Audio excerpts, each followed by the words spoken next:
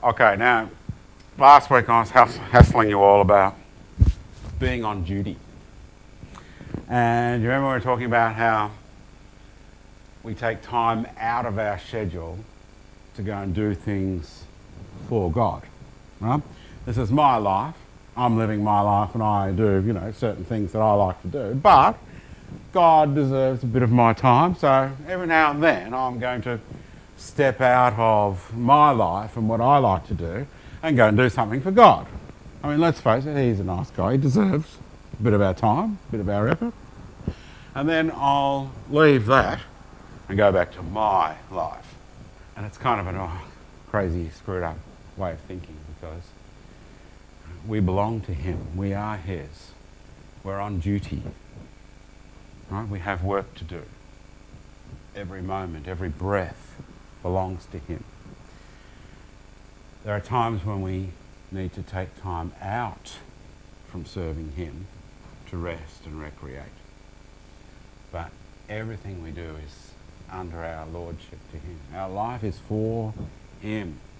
So if you're sitting watching a DVD and chilling out, you want to be thinking to yourself, what kind of a job is this?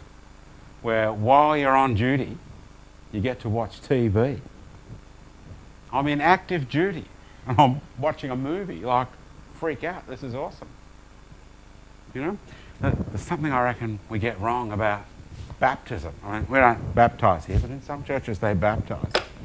And I reckon they do it all wrong because it's all very nice and cosy. We're there in the nice warm water, right? And we say, do you confess Jesus as your Lord? And yes, I do. And nice little dunks into the water, and then, we clap and sing a song, right? But you see, baptism is a picture of burial.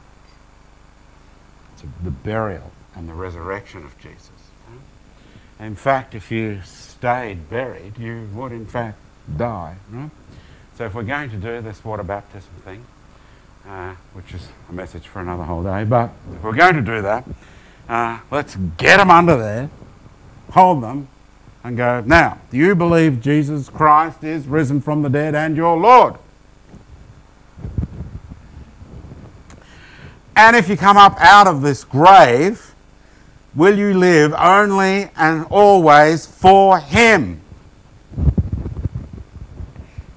Are you sure? And then they're allowed out of the grave. Why are they allowed out of the grave? Haven't they just died? Why do we let them out of the grave then? So they can serve him. They live now for him. So to get this thing about the privilege of taking time off, you're on duty. There's a whole world to serve. Now, I'm throwing it all at you again, but I know some of you have seen this thing with the rocks and whatever, but I just want to make sure you've seen it and it can stay in your mind. And then I might leave it here somewhere as Exhibit B. We've got Exhibit A. This can be Exhibit B. Here's how it works. This bowl represents all the time that you have in your life. I used to know the numbers. Is it 86,000 seconds a day or something? I wish I knew the numbers. I'm not good. But we're all given the same amount of time. The seconds pass by, we're all given them. And when people say, I don't have time to get to know my Bible, I should know the Bible better, but I just don't have time. Right? And you're quite right, my prayer life should be better. I probably should spend more time praying. Unfortunately, I just don't have time. Right? And I could love my fellow man, and I could serve him, but unfortunately, due to time constraints, I can't. Right? Now, everyone is given the same amount of time. Who are the great achievers that you can think of? If I gave you all a pen and paper and said, please list for me the 5 greatest achievers that you're aware of.